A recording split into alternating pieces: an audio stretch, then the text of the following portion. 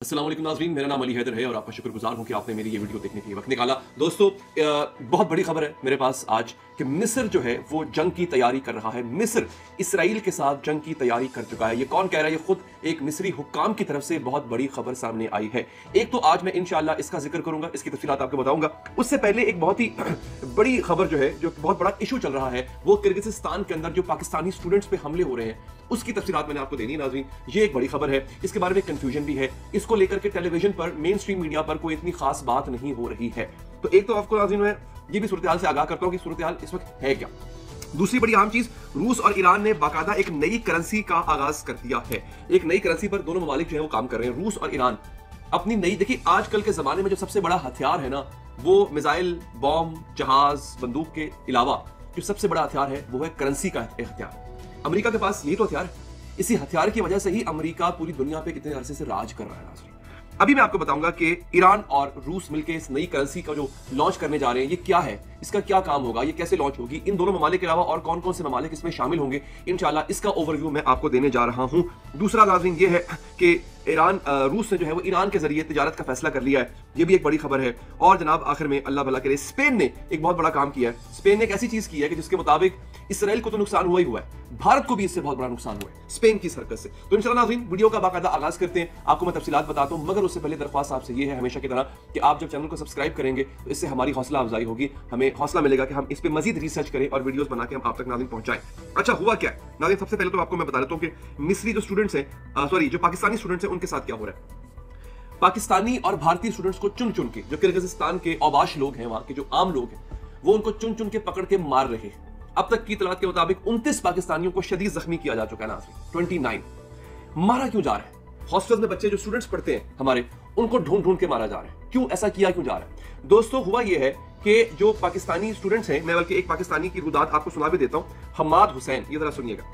जो लोकल्स है वो बिल्कुल आग बगोला हो गए। वो इस हालत में आ गए कि वो पाकिस्तानियों के घरों में घुस रहे, हॉस्टल में घुस रहे, पाकिस्तानियों के फ्लैट्स में घुस रहे, उनको मारने की कोशिश कर रहे। अभी तक हमारे स्टूडेंट्स जो है सिर्फ हॉस्टल तक लिमिटेड है।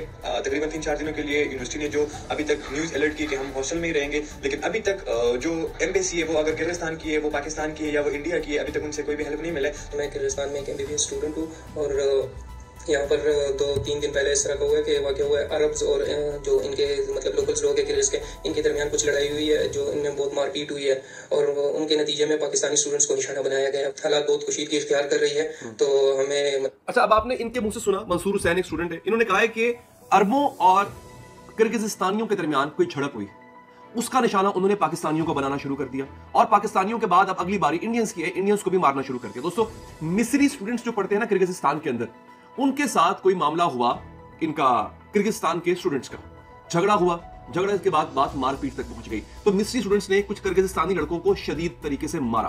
अब वो अरब थे।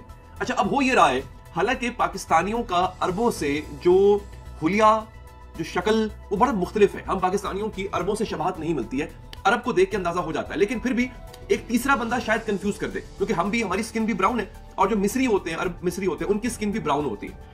उन्होंने इन तमाम पाकिस्तानियों को मिस्री अरब समझना शुरू कर दिया है और ढूंढ ढूंढ के घरों में, फ्लैट्स में, हॉस्टल्स में घुस के इनको मार रहे हैं। और उन पाकिस्तानियों की वजह से जो इंडियंस हैं, उनको भी उन्होंने वही समझना शुरू कर दिया है और उनको घरों से ढूंढ ढूंढ के निकाल के नाज़रीन मारा जा रहा है।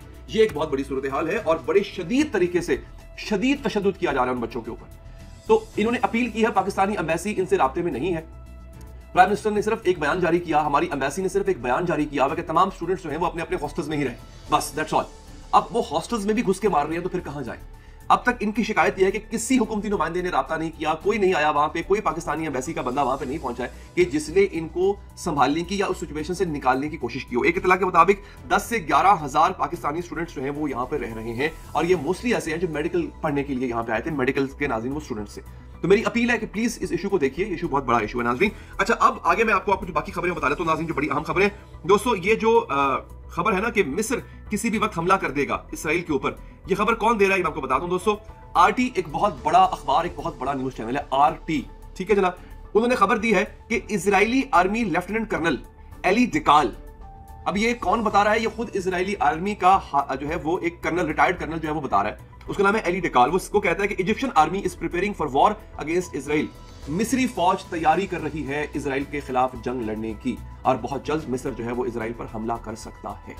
ये एक बड़ी खबर है। मैंने आपको पहले भी कहा था कि रफा जो था, रफा की बॉर्डर जो है वो मिस्र की रेड लाइन थी, उसको इजराइल ने क्रॉस कर दिया है और अब आहिस्ता आहिस्ता झड़पें उस बॉर्डर पर शुरू हो गई हैं। तो कोई इस बात में बैद नहीं है कि मिस्र किसी भी वक्त नाज़रीन हमला कर दे। रूस और ईरान मिलकर क्या कर रहे हैं, वो एक ब्रिक्स करेंसी जो है वो लॉन्च कर रहे हैं। इस करेंसी में चाइना भी शामिल होगा यकीनी तौर पर, इंडिया भी शामिल हो सकता है, ब्राजील शामिल होगा इसमें और कुछ ऐसी अरब स्टेट्स हैं वो शामिल होंगी। अगर ऐसा हो जाता है नाज़रीन तो डॉलर की मौत है, याद रखिएगा नाज़रीन की डॉलर की मौत।